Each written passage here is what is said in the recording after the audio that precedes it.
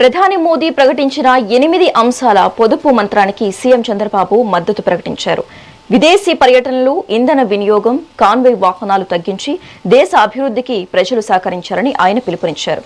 విదేశాలపై ఆధారపడకుండా గ్రీన్ ఎనర్జీని రాష్ట్రంలోనే ఉత్పత్తి చేసుకునేలా కార్యాచరణ రూపొందిస్తున్నామన్నారు. సోలార్, రూప్ టాప్ లాంటి విద్యుత్ ఉత్పత్తి కేంద్రాలు తీసుకొస్తామని చెప్పారు. భవిష్యత్తులో వర్క్ ఫ్రం హోం వస్తుంది అన్నారు. 10 కార్లతో కాన్వాయ్గా రావడం ఫ్యాషన్ అయిందన్నారు. పొలిటికల్ సిచ్యువేషన్ వల్ల, ఈ యుద్ధం వల్ల మనం కొన్ని నిర్ణయాలు కూడా చేయాలి. వేరే దేశాల పైన ఆధారపడకుండా నేను కూడా ఈ దేశం కోసం పనిచేయాలి, నేను కూడా ఆలోచించాలనే ఆలోచన మీ అందరికీ రావాలి. చాలా మంది ఏం ఆలోచిస్తున్నారంటే, ఓకే పెట్రోల్ ప్రాబ్లం ఉంది, అది మీ సమస్య.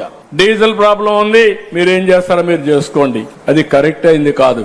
దేశం ముఖ్యం, బాధ్యత ముఖ్యం. అందుకే ప్రధానమంత్రి గారు ఇచ్చిన పిలుపుని నేను మొన్నే చెప్పాను. 7 ప్రిన్సిపల్స్ మనం గుర్తుపెట్టుకోవాలి. నేను ఇప్పుడు చెప్పడం కాదు. వర్క్ ఫ్రం హోమ్ అనేది ఇట్ ఈస్ ఎ రియాలిటీ. భవిష్యత్తులో కూడా వర్క్ ఫ్రం హోమ్ వస్తుంది. ఇంట్లో కూర్చొని ప్రపంచం మొత్తం పనిచేసే శక్తి వస్తుంది. డబ్బులు సంపాదించే అవకాశాలు వస్తాయి. గవర్నమెంట్ లో కూడా ఇది చేస్తాం. దుబారా ఖర్చు తగ్గించాలి. చాలా మంది ఒక కాన్వాయ్ ఒక ప్యాషన్ అయిపోయింది. 10 వెహికల్స్ వెనకాల ఫాలో కావడం, సెక్యూరిటీ మీనింగ్ఫుల్ గా ఉండాలి. అలాంటివన్నీ తగ్గించాలి. ప్రతి ఇంటి పైన సోలార్ పెట్టుకోండి. కరెంటు ఛార్జీలు కట్టే పరిస్థితి లేదు.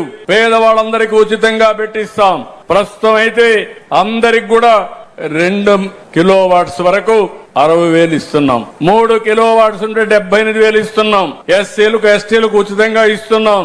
బీసీలకి 20,000 అదనంగా ఇస్తున్నాం. మీరు ఇది పెట్టుకోగలిగితే శాశ్వతంగా కరెంటు ఛార్జీలు కట్టే పరిస్థితి లేదు. రైతులున్నారు, 22 లక్షల మంది రైతులు. మీ దగ్గర పొలంలోనే పంప్ సెట్ దగ్గర సోలార్ మేమే పెట్టిస్తాం, మీరు వాడుకోండి. ఆ కరెంటును మీరు అవసరమైతే మీ ఇంటికి కూడా వాడుకోండి. ఉండే లైన్స్ మీద ఇంటి దగ్గర మీ కార్లకి, ట్రాక్టర్లకి, సైకిళ్లకి, స్కూటర్లకి ఛార్జ్ చేయండి. ట్రాన్స్పోర్టేషన్ కూడా ఫ్రీ అయిపోతుంది. అంటే నేను చెప్తే ఇంకా నమ్మకాలు రావడంలా, నమ్మకాలు వచ్చినా ఆలోచించడం లేదు. నేచురల్ ఫార్మింగ్ లో 20 లక్షల ఎకరాలకు వెళ్ళాం. ఈళ్లు తగ్గలేదు, ఆదాయం పెరిగింది. ఈ విధంగా మనం అన్ని రంగాల్లో మనం ఆలోచించే సమయం వచ్చింది. యూరియా కన్జంప్షన్ తగ్గాలి. ఇంకో పక్క ఎన్నోసార్లు చెప్పాను, ప్రతి ఇంటి పైన సోలార్ పెట్టుకోండి. కరెంటు ఛార్జీలు కట్టే పరిస్థితి లేదు. పేదవాళ్ళందరికీ ఉచితంగా పెట్టిస్తాం.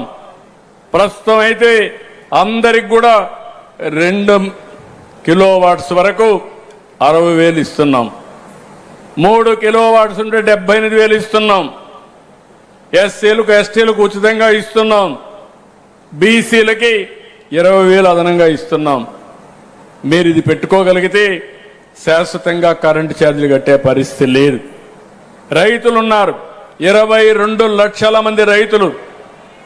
మీ దగ్గర పొలంలోనే పంప్ సెట్ దగ్గర సోలార్ మేమే పెట్టిస్తాం, మీరు వాడుకోండి.